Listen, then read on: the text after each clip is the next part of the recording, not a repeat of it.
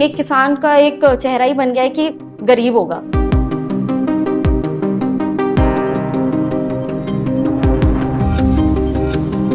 तो वो एक इमेज मुझे लगता है कि कहीं ना कहीं खत्म होनी चाहिए अगर आप उसको सही डायरेक्शन दे देंगे। मोस्टली मेरा फोकस बस इतना था कि मैं अपनी प्रोडक्शन पे फोकस करूं and the quality I give. जो प्रॉफिट मैं एक्सपेक्ट करती हूँ 1 एकड़ से, it will be around 10 to 12 lakhs पर एकड़ मिनिमम, है ना। This is the bare minimum. मैंने प्रॉफिट 22 से 23 लाख रुपए भी कमाया है इसमें।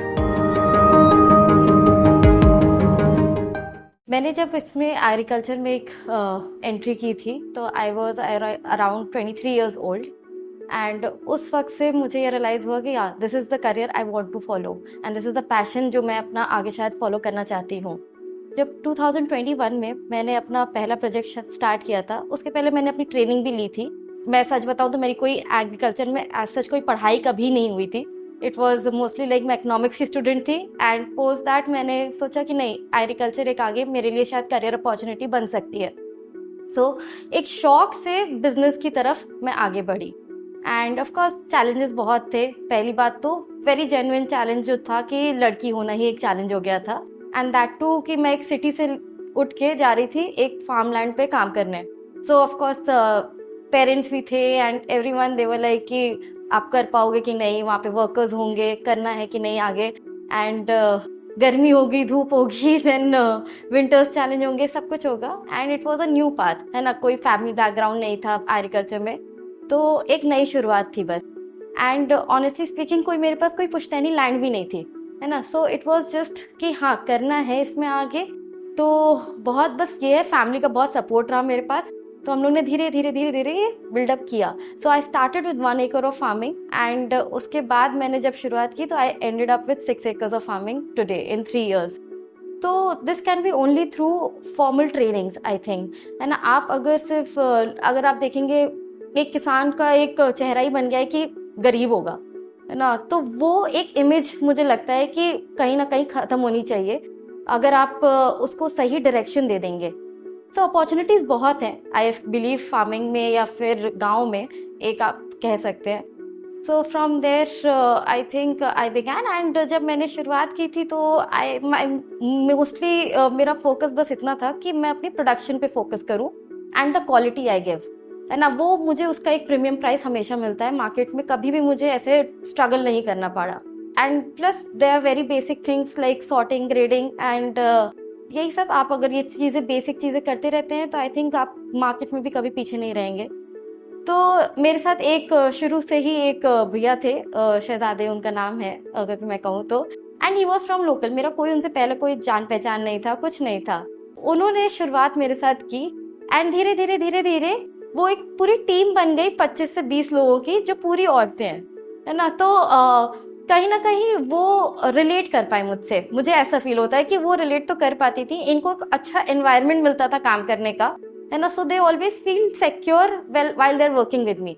तो ऑफ कोर्स मैं सुबह जाती थी एंड वो 12 घंटे अगर जब मैंने दिए हैं then they have learned that skill. I think उनका एक स्किल डेवलपमेंट हुआ है उस चीज़ में कि आगे जाके वो कहीं पे भी आगे जाएंगे तो दे नो कि हाँ मुझे कैसे पॉली हाउस में काम करना है, क्या संभालना है उसमें।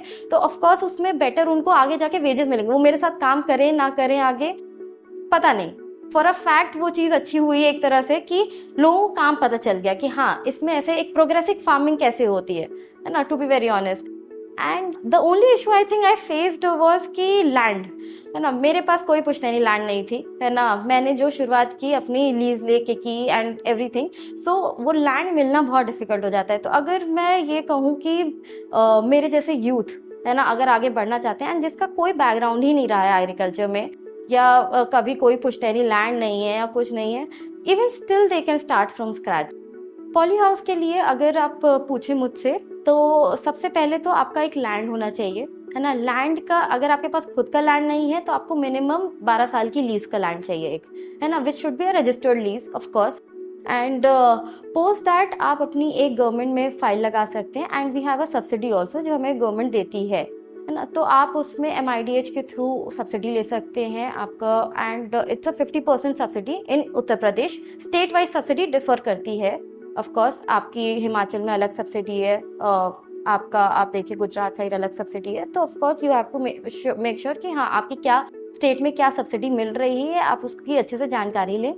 एंड उसके बाद आपका जो सेटिंग अप होता है, of course there are local fabricators also, बहुत सारी कंपनीज भी हैं जो लगाती हैं, है ना। You have to have the right knowledge कि हाँ आपको थोड़ा आइडिया बेसिक होना चाहिए। आप थोड़ा विजिट्स करिए लोगों क्या कि हाँ कैसे क्या काम हो रहा है या फिर कैसा स्ट्रक्चर होता है एग्जैक्टली, अगर कुछ भी आपको आइडिया नहीं है उसका कि किस तरह का स्ट्रक्चर क्या बनता है, so that no one can आपको कोई बेवकूफ़ भी नहीं बना पाएगा कि हाँ ये आगे जाके कुछ दिक्कतें आ रही हैं स्ट्रक्चर में। स्ट्रक्चर सही लगना बहुत ज़रूरी भी है एक तरह से, है ना। अगर आपका स्ट्रक्चर सही नहीं लगा है या फिर कुछ पॉलीथीन शीट सही आपकी माइक्रॉन्स की नहीं है या लोहा सही नहीं है आपका, तो वो इश्यूज आके आपको शायद 4-5 सालों में दे देंगे। तो इस चीज़ की, and it is a very big investment, है ना। तो वो इन्वेस्टमेंट कॉस्ट बहुत ज़्यादा है, दो 50% सब्सिडी आती है बट वो इन्वेस्टमेंट फिर भी अच्छा खासा बड़ा है। एंड आप खुद से भी सेल्फ फाइनेंस भी कर सकते हैं, आप बैंक के थ्रू भी लोन लेके कर सकते हैं, ये भी आपके पास ऑप्शन है। सो बोथ वेज आप आई नो पीपल जो कर रहे हैं इस तरह से। एंड रही बात इसके बाद इसमें करें क्या एंड कैसे करें, तो इसमें तो सबसे ज़्यादा जो मुझे लगता है सबसे बेस्ट रेवेन्यू जनरेटिंग जो क्रॉप है, आपने इतना पैसा लगाया तो आपको ऑफकोर्स उसका रिटर्न भी चाहिए, है ना। तो आप कोई भी क्रॉप नहीं लेंगे उसमें, है ना। तो 2-3 क्रॉप्स बहुत अच्छी चलती हैं इसमें चेरी टोमेटोज हो गए, टोमेटोज इन जनरल हो गए, देन आपका रेड येलो बेल पेपर्स हो गया, फिर उसके बाद आपका इंग्लिश क्यूकम्बर, सीडलेस क्यूकम्बर हो गया, मस्क मेलन हो गया, है ना। There are people doing muskmelon भी कर रहे हैं लोग अपना, एंड ऑफकोर्स लोग भिंडी तक भी कर रहे हैं। So it could be go to a range आपकी बढ़ सकती है। The only thing you have to keep in mind is कि वो सेल्फ पॉलिनेटेड होगा तो आपके लिए इजी होगा। अगर पॉलिनेशन करना पड़ेगा तो थोड़ा सा लेबर वर्क आपका बढ़ जाएगा, वो भी जाएगी क्रॉप, है ना। तो आपका अपना मार्केट आपका किसके लिए है, सबसे पहले तो आप अपना मार्केट देखिए कि आपके लिए कौन सी क्रॉप सबसे सूटेबल है एंड आपको किस क्रॉप की बेटर नॉलेज है ना। तो शुरुआत उधर से करिए जहाँ पे आपकी क्रॉप की नॉलेज अच्छी है, जिस क्रॉप में, एंड मार्केट आपकी सही है। मैंने जैसे अपनी शुरुआत क्यूकम्बर से की थी, बट लेटर आई थिंक मुझे सबसे बेस्ट जो मार्केट मिला वो मुझे मिला अपना रेड येलो बेल पेपर में। तो मैंने दोनों क्रॉप्स ही की हुई हैं, मैंने टोमेटोज भी किए हुए हैं, चेरी टोमेटोज भी करे हैं अभी रिसेंटली। एंड इसके अलावा लोग हाइड्रोपोनिक्स में भी जाते हैं एंड लीफी वेजिटेबल्स में भी जाते हैं, जैसे आपका ये लेटिस हो गया एंड ऑल ऑफ दैट। तो ये सब चीज़ें भी काफ़ी लोग करते हैं। बहुत ही छोटी छोटी चीज़ें हैं जो आपको ऑफ कोर्स ध्यान देनी है। बेड स्पेसिंग हो गया, देन आपका सॉइल प्रिपरेशन आप किस तरह से कर रहे हैं, है ना। ये आपकी इंट्रिकेट नॉलेज है जो आपको थोड़ा सा गेन करनी ही पड़ेगी। उसके बाद आपका वर्कर्स होना, आपके रिलायबल वर्कर्स होना बहुत ज़रूरी है ना, सो दैट आपके काम जो होने हैं वो सही से होते रहे। थोड़ा ध्यान से बस काम करें, है ना उसमें, बिकॉज आपका काफ़ी बड़ा इन्वेस्टमेंट जाता है उसमें, एक सीड का कॉस्ट भी बहुत ज़्यादा है ना। तो वो चीज़ें बहुत मैटर करती हैं। लेटर आपका मार्केट आ जाता है, मार्केट में आपका transportation, basically packaging cost, and then of course कैसे आप चैनलाइज कर रहे हो अपनी मार्केट, है ना। आप मंडी में भी दे सकते हैं, ऑफकोर्स एक वो ऑप्शन तो लोगों के पास सबसे इजी रहता ही है।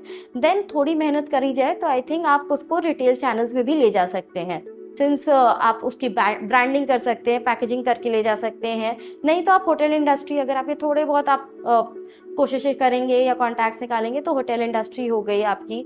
देन रिटेल में आपका ये, अगर मैं लोकल मॉल्स एंड ये सब की बात करूँ तो ऑफकोर्स ये सारे हो गए। कनेक्शंस ढूंढना ज़रूरी है, उसमें मेहनत लगती है बट हो जाता है। It's not something very difficult to manage, and या that's how you go. And crop wise specific knowledge होनी आई थिंक बहुत इंपॉर्टेंट है। मेरे लिए सबसे ज़्यादा इंपॉर्टेंट क्या होता है कि आप अपना प्रोडक्शन किस तरह मैनेज कर रहे हैं एंड क्वालिटी।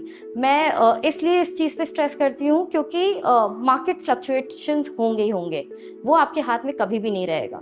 सो मार्केट अगर फ्लक्चुएट हो रही है, what is in your hand is your crop, है ना। अगर आपने उसी में प्रोडक्शन आपने अपनी डबल कर ली, है ना, और लोगों से, तो you will always and up in profits. कोई ऐसे डाउट उसमें है ही नहीं कि आपको प्रॉफिट नहीं आएगा उसमें। सो एक पॉली हाउस सेटअप करने का कॉस्ट इज अराउंड, जो फिक्स्ड कॉस्ट आपका जाएगा, इट्स अराउंड 45 लाख, है ना। 45 से आई थिंक 50 भी लग सकता है ना। बहुत माइन्यूट आप खर्चे, अगर आपने आप अपने ग्राउटिंग एंड फाउंडेशन ये सब चीज़ें भी अगर सब कुछ इंक्लूड करेंगे, एक कमरा बनाया आपने, this is all a part of costing, है ना। सिर्फ स्ट्रक्चर आपका कॉस्ट नहीं होता है, आपका एक कमरा बना है, आपका कुछ उसमें सिविल वर्क हुआ है, ये सब भी एक पार्ट है कॉस्टिंग का। सो अगर आप देखें तो 45 से 50 लाख का एक मोटा मोटा अमाउंट लगता है आपके स्ट्रक्चर बनाने में। एंड उसके बाद आपकी रनिंग कॉस्ट भी लगती है ना। तो रनिंग कॉस्ट भी 1 एकड़ की, this is what I am talking about 1 एकड़, है ना। रनिंग कॉस्ट भी आपकी साल में एक, अगर आप देखें रेड येलो बेल पेपर की एक एग्जाम्पल मैं ले लेती हूँ, अगर उसका देखें तो it will cost around 7 to 8 lakh. And इसके बाद जो सब्सिडी गवर्नमेंट से मिलती है वो आपकी करीबन 19,38,000 की सब्सिडी होती है जो गवर्नमेंट देती है, 50% subsidy on the government rate, है ना। तो आपकी ये गवर्नमेंट रेट पे सब्सिडी मिल रही है। सो गवर्नमेंट रेट जो है वो अलग है एंड जो आपका एक्चुअल रेट आता है वो अलग हो जाता है थोड़ा सा। तो इसीलिए तो आप अपना सब्सिडी अमाउंट माइनस करके आपको एक बेसिक आइडिया लग जाता है कि हाँ 25 से 30 लाख का आपका मोटा मोटा आपका अमाउंट लगेगा। And this is what you have to recover in the next maybe 3 years max to max, है ना। इतने टाइम में 2.5 से 3 साल में आपका रिकवरी हो जाए। मेरा भी हो गया था, 2 से 2.5 साल में मेरा रिकवरी हो गया था। ऑफकोर्स इतना टाइम लग जाता है। एंड ये रिकवरी आपके कई सारे फैक्टर्स पे भी डिपेंड करेगी, आपकी क्रॉप कैसी चल रही है उस पर भी डिपेंड करेगी, एंड मार्केट्स पे डिपेंड तो करेगी ही करेगी। तो एक मोटा मोटा मैं मान के चलती हूँ कि 3 साल में आपका पैसा रिकवर हो जाना चाहिए आराम से, है ना। अगर आप अच्छे से काम कर रहे हैं बहुत आराम से हो जाएगा इतने साल में आपका। एंड जो प्रॉफिट मैं एक्सपेक्ट करती हूँ 1 एकड़ से, it will be around 10 to 12 lakhs पर एकड़ मिनिमम, है ना। This is the bare minimum. मैंने प्रॉफिट 22 से 23 लाख रुपए भी कमाया है इसमें, है ना। तो ये मैं बिल्कुल लोअर एंड पे आपसे बात कर रही हूँ, बिकॉज अगर कोई बहुत ज़्यादा कमिट कर दे आपको कि इतना आ जाता है इतना आ जाता है ना, वो गलत होता है। बिकॉज आपका अगर मार्केट कहीं पे भी गिरा या फिर आपकी क्रॉप कहीं डैमेज हुई तो you have to consider all of that also. तो मैं एक बेयर मिनिमम मान के चलती हूँ कि हाँ 10 से 12 लाख बहुत आराम से आप कमा सकते हैं इसमें profit, but it can go up to 25 lakhs also, है ना। मेरा best I think 20 to 23 lakhs तक भी रहा है। सो या this is the economics of it.